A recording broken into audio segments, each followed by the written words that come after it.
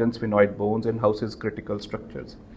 So it's a minimally invasive technique, no incisions eventually, and it utilizes rigid endoscopes for superior visualization. So in the sagittal plane, we have various approaches. We can start just at the level of the crista galli. So we have the transcribriform, the transplanum, the transsphenoidal approach, which is very common for pituitary lesions and suprasellar lesions. We can access the clival lesions, the chordomas, the bony tumors there. We can access the cervicomedullary junction, the mid-clivus, the foramen magnum. So basically the entire line from the forehead to even the first cervical vertebra, we can access through the nose.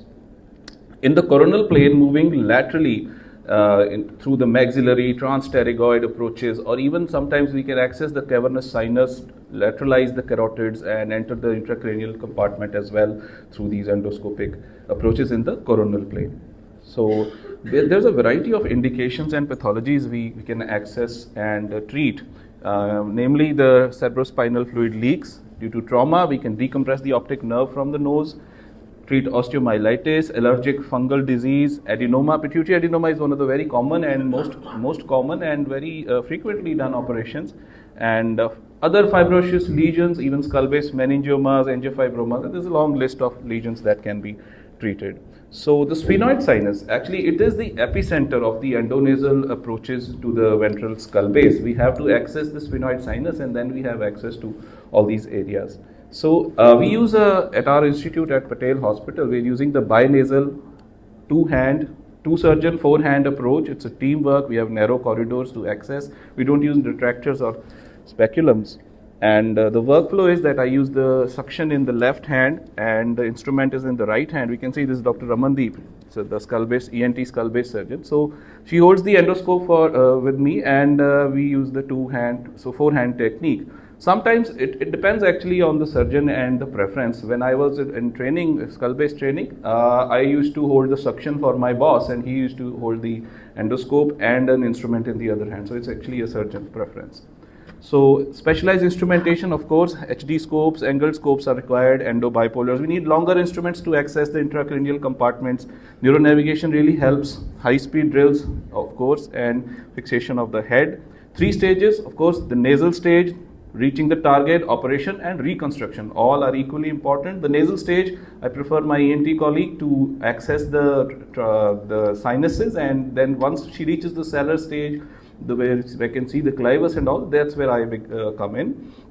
So this is a regular position. We use extension, anterior translation, and a lateral tilt. The head is fixed on a 3-point head fixator, and neuronavigation is registered at this point. So this anatomy, I'm sure all of you are well versed with. We identify the middle turbinate, inferior turbinate, the nasal septum, medialize the turbinate, identify anatomy, lateralize the turbinate, look for the sphenoid ostium, and then prepare for the nasoseptal flap, the Haddad flap, which was first described by Gustavo Haddad and Luis Baceres, the guy. It's based on the posterior septal artery. So this is the workhorse. This helps in the reconstruction, reduces leak rates, and so on. So once we have lifted that, the Haddad flap, we try to look for this owl eye appearance. That is both the sphenoid ostium and the sphenoid rostrum in the middle. So this is the owl's eye appearance we want to achieve before we start a sphenoidotomy and enter into the skull base.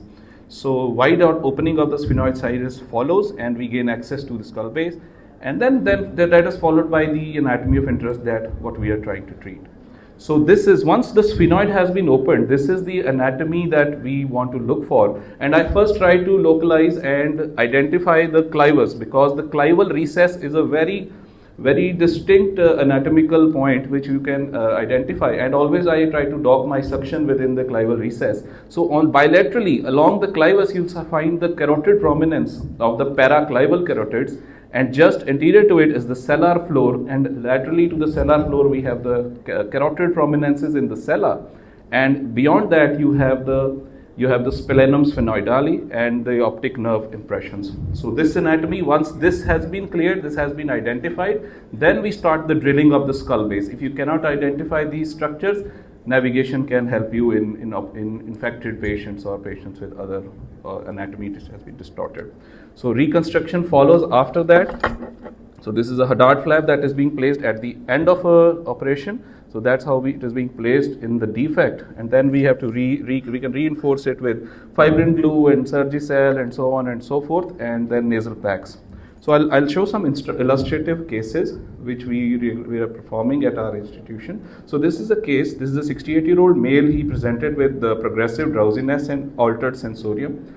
CT shows a hyperdense suprasellar lesion. Patient was becoming progressively drowsy. It was difficult to explain that although it's a hyperdense pituitary or a suprasellar lesion, why is he just going down, and what's the reason? So basically it was an apoplexy, very subtle apoplexy. However, it was causing acute adrenal crisis.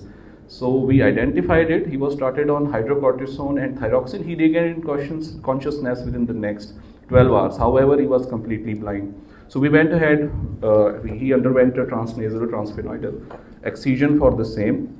So this is the tumor I marked in red. It's pretty long in the coronal plane. So this, you can see apoplectic tumor along with the tumor particles within it. We were able to achieve a very good gross total resection. We did not get a diaphragmatic bulge at the end. However, the post-op scan tells us otherwise. So that's the end. At the end we have reconstructed. So at the end of 3 months we could achieve a good resection, a complete gross total resection, and patient has had complete visual recovery at the end of 1 year. Then we have another case, 53-year-old male, visual deterioration since 3 to 4 days, referred by an ophthalmologist in view of optic nerve edema, fungal sinusitis. Just perception of light is positive. So we planned, he was sent for an optic nerve decompression. The plan is identify the anatomy that I've discussed, follow the optic nerve prominence along the lamina pepraecea, that is the lateral wall of the orbit, expose the optic nerve, open the dura. So this is the workflow. Here we are dissecting the lateral wall of the canalicular segment of the optic nerve, and once that has been done, we make an incision in the dura along the canalicular portion of the optic nerve, and this is followed into the cisternal segment of the optic nerve, and we visualize the arachnoid as well. So in the next slide, I'll just show you the exposure that we've achieved, what we were discussing. So this is the clival recess, the sellar floor, the paraclival carotid, and here is the anatomy of interest, that is the optic nerve that has been decompressed. So here my sucker is palpating the lateral wall of the orbit, the periorbita. Here we have opened the dura, and here is the cisternal component. We can see the arachnoid in the interoptic cistern and the cisternal optic nerve. The entire course has been exposed and the optic nerve has been freed. Here is another case, a patient with extensive skull base involvement, query malignancy, query fungal involvement. So we went ahead, we did a complete skull base clearance with infratemporal fossa clearance.